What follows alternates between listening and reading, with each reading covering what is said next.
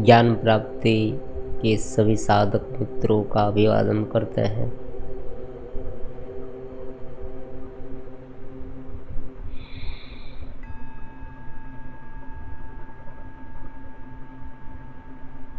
ज्ञान ध्यान में आपकी प्रगति हो, ऐसे शुभ आशीष के साथ, मंगल कामना के साथ शुरू करते हैं आज का ज्ञान ध्यान।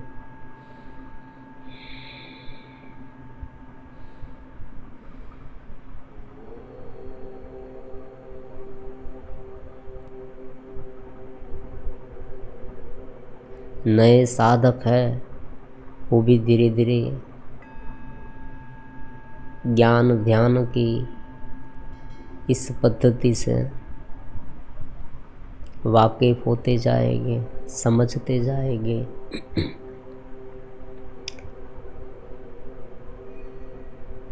हमारा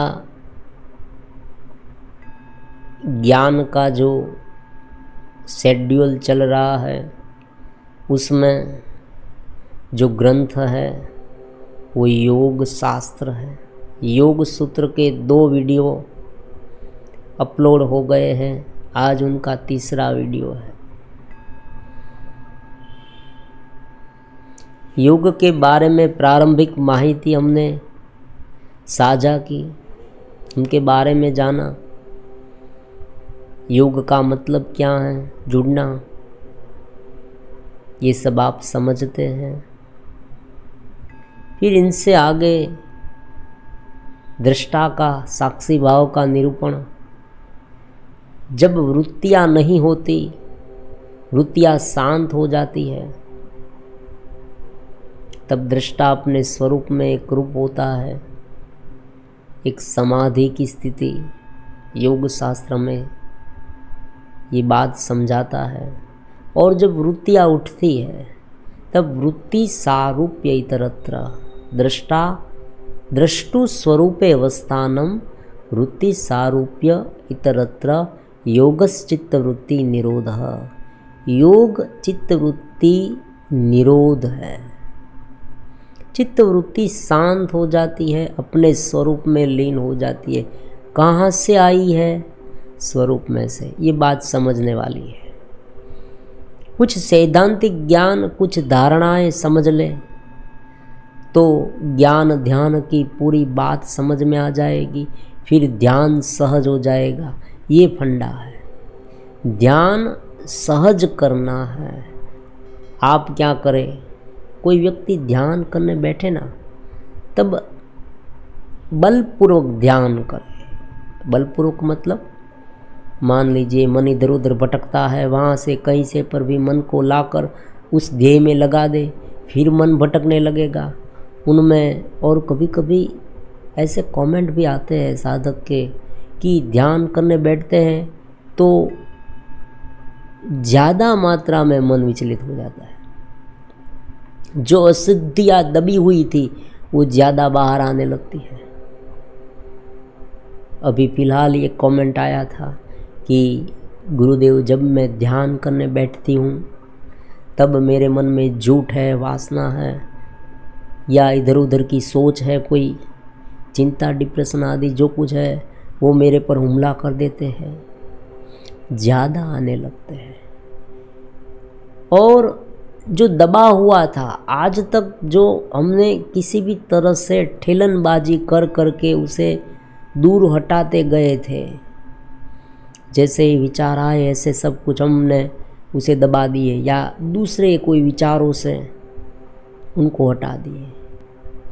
तो जो सामान्य बिगिनर साधक है उनकी ये प्रकार की टेंडेंसी है, ये प्रकार की मेथड है कि जैसे ही उनके मन में कोई ऐसा वैसा ख्याल आए वो दबा देते हैं, उन पर कंट्रोल करने का प्रयास करते हैं या ठेलनबाजी से उसे दूसरे विचारों में कन्वर्ट कर देते हैं।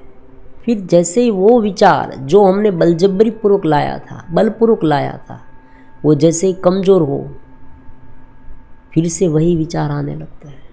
और एक बार कभी कभी क्या होता है, एक क्षण के लिए कोई वो विचार को उत्पन्न कराने वाले ऐसी घटनाएं घटे, ऐसा चित्र हमारे सामने आए कि तुरंत ही पूरा माइंड जो है, पूरा मन है, जो चेतन माइंड है, वो उस विचार से छा जाता है जो हमने आज तक दबाए रखे थे।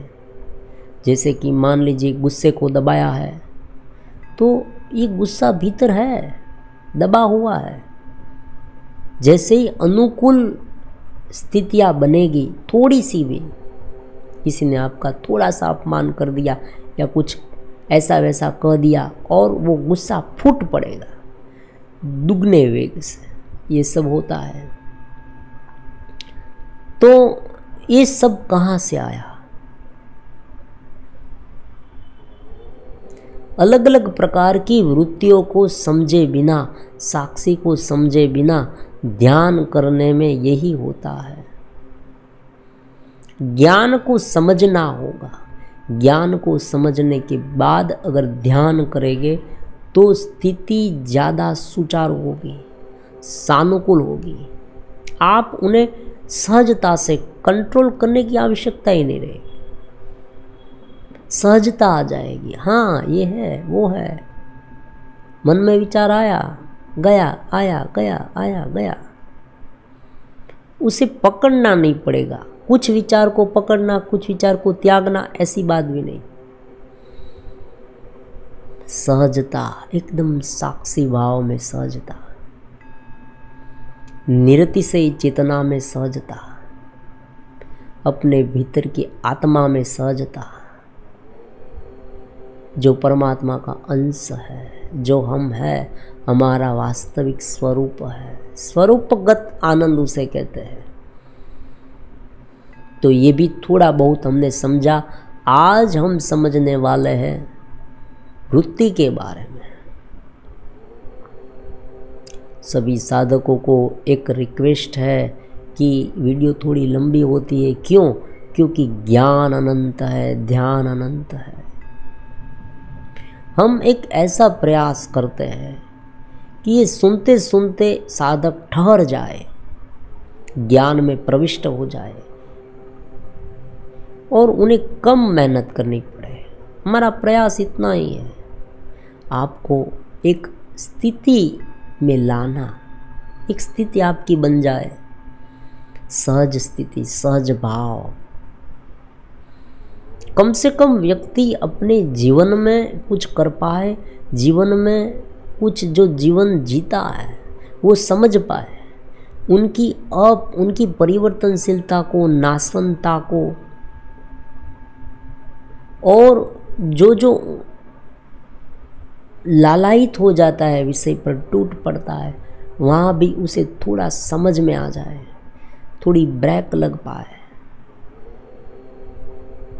स्थिति को कंट्रोल कर पाए। ये सब धीरे धीरे साधक में पनपे और निरति से आनंद, चेतना और धीरे धीरे साधना में उनकी उन्नति हो पाए, ऐसा प्रयास है।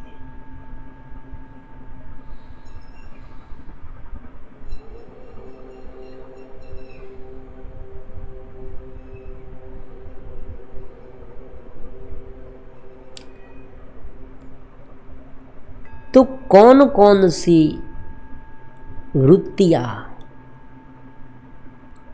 कौन कौन सी वृत्तियाँ हमें परेशान कर रही है, उनका प्रकार क्या है? जीवन के जब ध्यान करने बैठे, जब साक्षी भाव में रहे, तब आप सबको पता है जो वृत्तियाँ उत्पन्न होती है, उस वृत्ति एक अलग प्रकार में बांटी जा सकती है।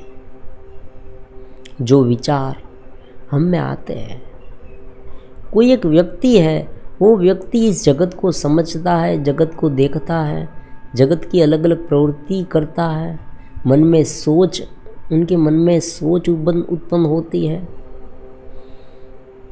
तो ये सब को वर्गीकृत किया जा सकता है। योग शास्त्र में उसे वर्गीकृत किया गया है और दो भाग में बांट दिया गया। हमारे मित्र है, बहुत सारे मित्र हैं, उस मित्र को हम भीतर से ही, मन से ही दो भाग में बांट देते हैं।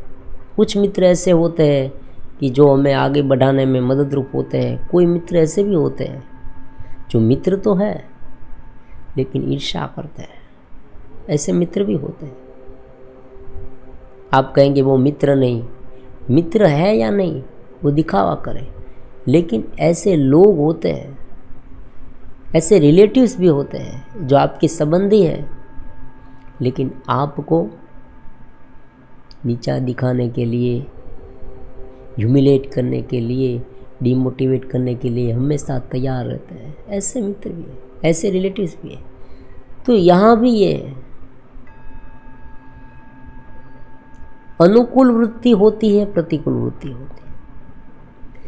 आलस्य आने लगे वो भी एक वृत्ति है, नींद आने लगे वो भी एक वृत्ति है, क्रोध आने लगे वो भी एक वृत्ति है, वासना उत्पन्न होने लगे वो भी एक वृत्ति है, और प्रेम उत्पन्न हो, करुणा उत्पन्न हो, सद्भाव उत्पन्न हो, दया उत्पन्न हो, परस्पर सहकार की भावना ये सब उत्पन्न हो, वात्सल्य का भाव उत्पन्न हो, ये भी एक वृत्ति है। नृत्य से आनंद उत्पन्न हो, ये भी एक वृत्ति है। दो वृत्तियों को दो भाग में पहले बांट दे। पतंजलि कहते हैं कि आप में जो जो सोच उत्पन्न होती है पूरे जीवन में, जब दृष्टा स्वरूप से अलग होता है और वृत्तियों में एकरूप हो जाता है, इतना सा फॉर्मूला है। फॉर्मूला ज़्यादा नहीं है, फॉर्मूला कोई गहन भी नहीं है। ये जो फॉर्मूला है वो बहुत ही सरल और सहज है।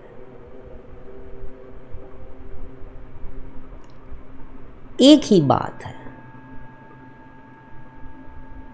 स्वरूप को करीब ले आने वाली वृत्ति, स्वरूप से दूर ले जाने वाली वृत्ति। जहाँ ठहराव ज़्यादा हो पाए, साक्षी भाव बरकरार हो पाए, भीतर आप ज़्यादा एकरूप हो पाए। और एक ऐसे है जो आपको दूर ले जाए। अब यहाँ हम ये भी कह सकते हैं, देखो कि कुछ वृत्तियाँ ऐसी होती है कि जहाँ हम ज़्यादा घिरे रहते हैं, इस तरह से भी उनकी व्याख्या कर सकते हैं। कुछ वृत्तियाँ ऐसी होती है कि जहाँ हम घिरे रहते हैं, जो हमें घेरने वाली है, और कुछ वृत्तियाँ ऐसी होती है कि जहाँ हम फ्री रह सकते हैं, आवन जावन कर सकते हैं, ऊपर भी जा सकते हैं, चेतना में स्नान कर सकते हैं, और फिर इस वृत्ति का भी आनंद ले सकते हैं। इस तरह से भी हम कह सकते हैं। ज़्यादा बंधन करने वाली और थोड़ी सहूलियत, थोड़ी इस दृष्टा को थोड़ी सहूलियत देती है, ऐसी वृत्ति। और अब तीसरी व्याख्या समझे। तीसरी व्याख्या ये है कि विपरीत वृत्ति को दबाकर जो दृष्टा को आगे बढ़ाती है, ऐसी वृत्ति। आपके कोई फ्रेंड है, कोई फ्रेंड ऐसे भी होते हैं कि जो दुश्मन फ्रेंड को, दुश्मन मित्र को ढूंढ निकालते हैं और उनसे हमें दूर रखते हैं। ऐसे भी फ्रेंड है। ये तो बहुत अच्छा हुआ, ये तो बहुत काम के मित्र है। तो इस वृत्ति का तीन तरह से उनकी व्याख्या हम कर सकते हैं। वृत्ति तो उत्पन्न होती है, दृष्टा जैसे ही वृत्ति उत्पन्न हो, दृष्टा से हम अलग हुए और जीव में आए है। वृत्तया पंचतया। अब देखो पतंजलि ने 5 प्रकार की वृत्ति बताई है। इस 5 प्रकार की वृत्ति में पूरा जीवन बीतता है। क्लिष्ट अक्लिष्ट वृत्तया पंचतयः। क्लिष्ट अक्लिष्ट। क्लिष्ट वृत्ति और अक्लिष्ट वृत्ति कलेश युक्त और कलेश रहित।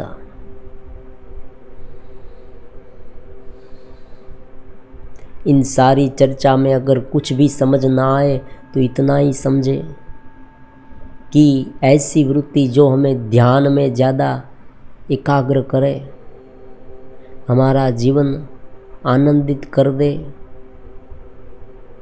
हमें ऊपर उठाए, वो अकलिष्ट वृत्ति, कलेश रहित वृत्ति, और जो हमें ज़्यादा उलझन में डाल दे, डिप्रेशन में, चिंता, हताशा, भय, ये सब में डाल दे, अपवित्र विचार में, ऐसे भाव में डाले कि जहाँ हम सहज रूप से आनंदित न रह पाए, ध्यान भी ना लगे, मन की चंचलता बढ़ जाए, वासना उभर के आ जाए, हिंसात्मक वृत्ति मन में आने लगे, पूरा जीवन धीरे धीरे हमारा गतिहीन होने लगे, हम आलस्य में डूब जाए, बैठे रहने का मन हो, कुछ अच्छा न महसूस हो, तनाव महसूस हो, दूसरे के प्रति घृणा उत्पन्न होने लगे, प्रतिशोध की भावना उत्पन्न होने लगे, ये सब जो कुछ है ऐसी वृत्ति कलेश युक्त। 5 वृत्ति है, उसी तरह से क्लेश भी 5 हैं।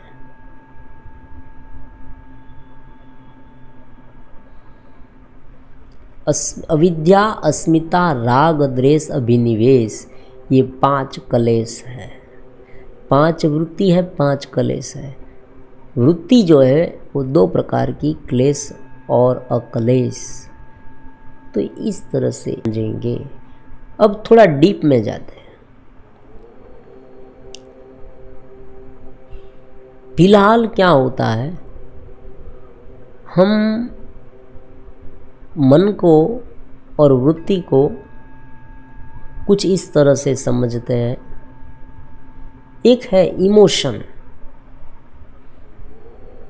इमोशन का मतलब होता है भावना। इमोशन भावना, भावनाएं उत्पन्न होती। और एक है बुद्धिमत्ता।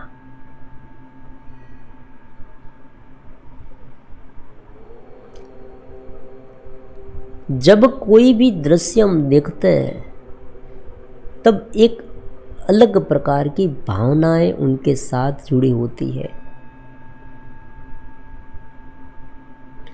ये भावना जो है, ये जो भीतर से उठने वाली फीलिंग्स है,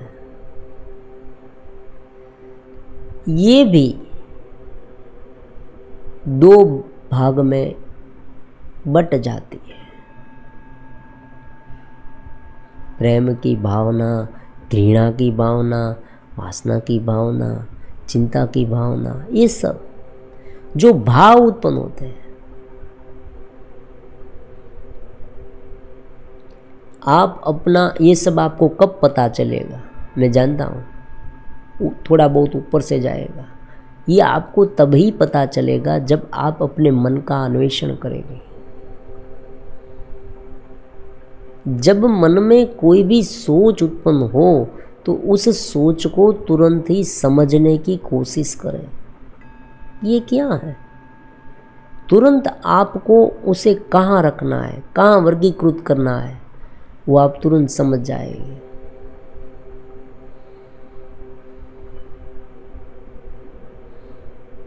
ग्रेटिट्यूड का भाव, कभी कभी आप इतने आभारवश,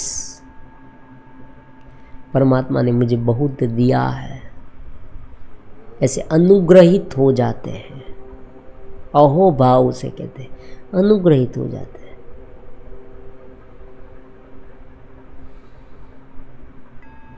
हे परमात्मा, आपने मुझे बहुत दिया है। हे गुरुदेव, आपने मुझे ज्ञान दिया है। अहो भाव, एकदम अहो भाव युक्त हो जाते हैं।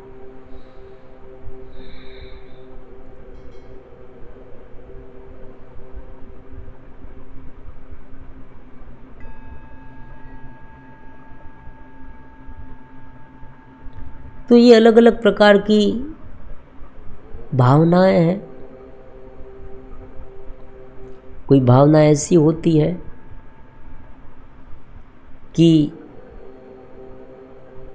उसे देखकर ही, व्यक्ति को देखकर हमें घृणा आने लगे। कोई भावना ऐसी होती है कि जो हमें जीव में वासनाएं पैदा करे, देखकर वासना पैदा करे, तो उनमें फंस जाए। तो एक होती है भावना और दूसरा होता है बुद्धि, और तीसरा होता है अज्ञान, पड़े रहना, कुछ न करना। तो इस तीन को 3 गुण में बांट दिया गया, रजोगुण, तमोगुण और सतोगुण। जो भावनाएं उत्पन्न होती है ना, उसे रजोगुण कहा गया है। जो ज्ञान उत्पन्न होता है, आनंद उत्पन्न होता है, बुद्धिमता से हम जो निर्णय ले पाते हैं, जो आजकल हम देखते हैं जितनी इन्वेंशन हुई है वो सब बुद्धिमता से हुई है। हमारे भीतर जो चित्त नाम का भाग है, सत्य चित्त आनंद, चित्त मतलब जानने वाला, जानने की शक्ति है, वो बुद्धिमता है। जो इंटेलेक्चुअल है, जिनके माध्यम से ये सब हुआ है, या आजकल की जो भी शोध है वो सब इस बुद्धिमता से हुई। लेकिन ये बुद्धिमता भी शुद्ध ब्रह्म से, परमात्मा से मिली हुई नहीं, चेतना से मिली हुई नहीं। वो भी रजोगुण युक्त हो सकती है, विपरीत भावना युक्त हो सकती है।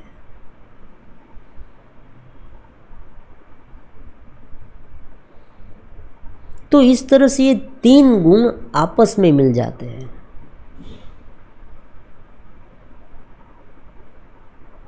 सत्वगुण का प्रकाश, रजोगुण का कार्य, तमोगुण का पड़े रहना, निष्क्रियता।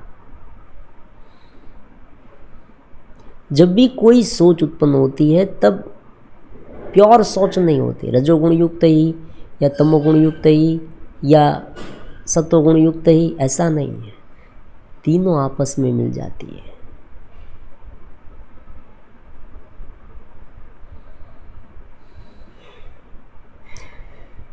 इतनी चर्चा की, अब करना क्या है? सबसे पहले इस वृत्तियों को समझना, सारी वृत्तियों को समझकर फिर अक्लिष्ट वृत्ति है,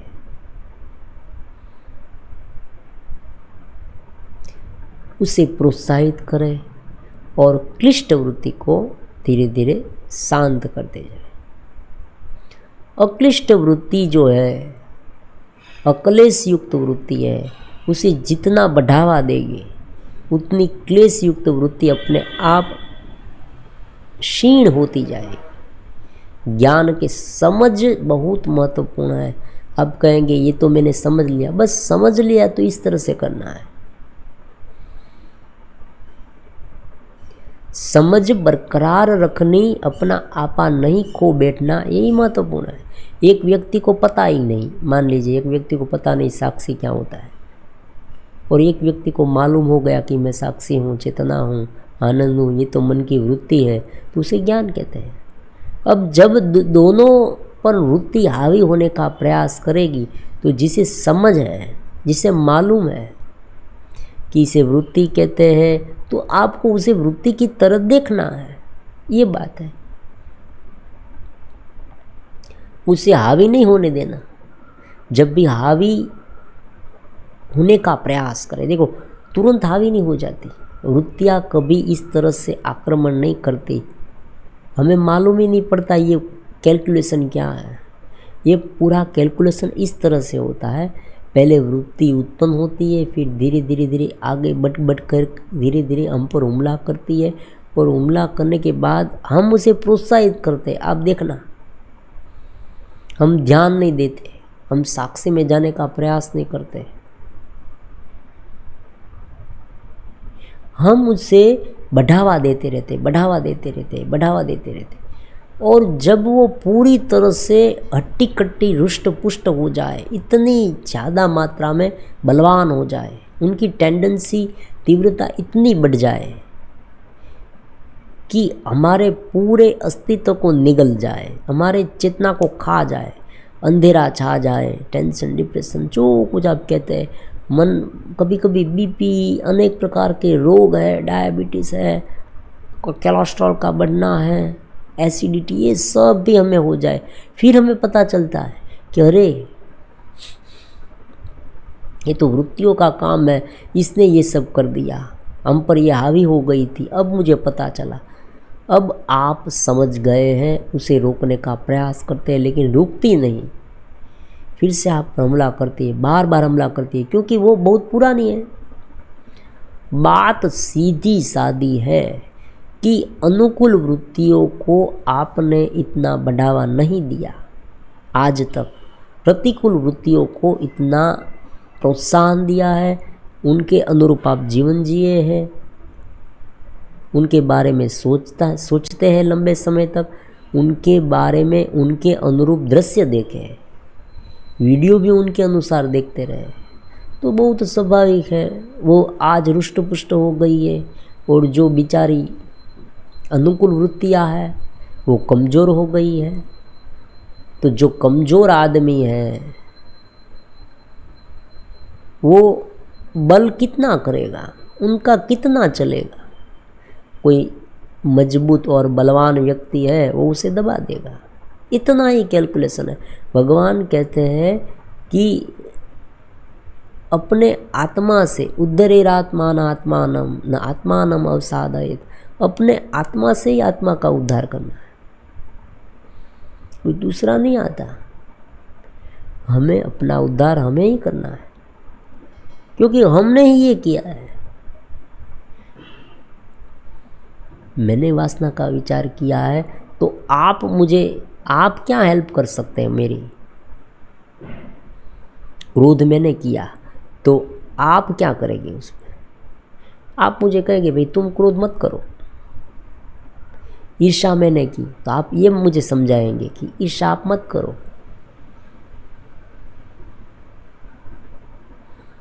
और चेतना के लेवल पर भी गुरु तब मदद करता है जब एक स्टेज तक साधक पहुंचता है, वरना गुरु भी उसे हेल्प नहीं कर सकता। शब्द से पहले वो उसे ऊपर उठाने की कोशिश करेगा, कोई भी गुरु है कि वो उसे समझाएगा कि पहले तुम इस तरह से थोड़े ऊपर उठो, थोड़े देखो इसमें क्या होता है, थोड़ी समझ शक्ति खिलनी आवश्यक है, थोड़ा समर्पित भाव होना आवश्यक है। अगर वही नहीं है तो गुरु की बात है वो उसे समझ में भी नहीं आएगी, उनके प्रति भावना भी नहीं अभिव्यक्त होगी, उनके मन में भावना जगेगी ही नहीं। जो भाव जगना चाहिए भगवान और गुरु के प्रति वो नहीं जगेगा, तो उनकी बात उनके मन में बैठेगी ही नहीं। जब वो अपना पात्र इस तरह से विपरीत दिशा में कर दिया है उसने, तो बारिश कितनी भी आ जाए, बर्तन है वही उल्टे है, तो उसमें पानी कैसे भर सकता है। उसी तरह से सबसे पहले एक स्टेज बनाना पड़ेगा, मुझे एक स्टेज बनाना पड़ेगा, फिर मुझे गुरु मदद करेंगे। अगर मैं स्टेज नहीं बनाऊंगा तो गुरु मुझे मदद कैसे करेंगे, और मैं शिकायत करूंगा कि मुझे गुरु हेल्प नहीं कर रहा है। चेतना के लेवल पर हेल्प करो, हेल्प कर सकते हैं, लेकिन एक स्टेज बना है। जब हम ध्यान में एकरूप होने का प्रयास करने लगे, जब मैं ध्यान करने लगूँ और ध्यान में मैं एकरूप हो जाऊँ, तुरंत ही उनके साथ कनेक्शन बन जाएगा।